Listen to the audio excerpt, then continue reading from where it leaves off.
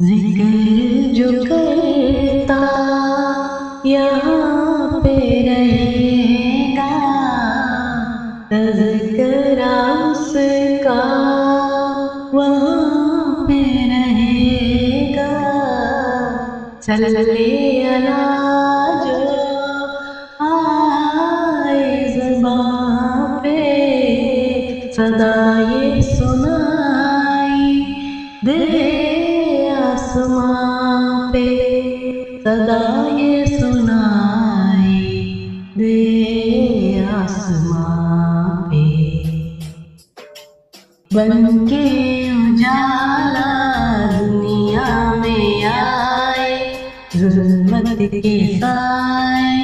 آ کے مٹائے، ٹوٹے ہوئے دل جوڑے انہوں نے تو دشمن بھی دوست بنائے۔ اللہ ہے کونوں کو جس نے بتایا، جنت کا جس نے رستہ دکھایا، جس نے کفر کو جہاں سے مٹایا، سبق لا الہ کا جس نے سکھایا، رب کے برابر بت جو کھڑے تھے مٹی میں کیسے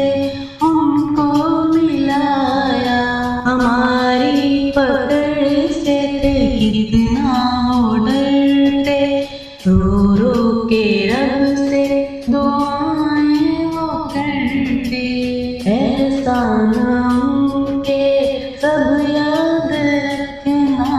فرمانوں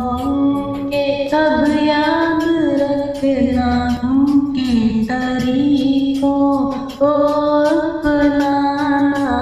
ان کے راستے پہ چلتے ہی جانا، راہ اسی پہ موت سے ملنا،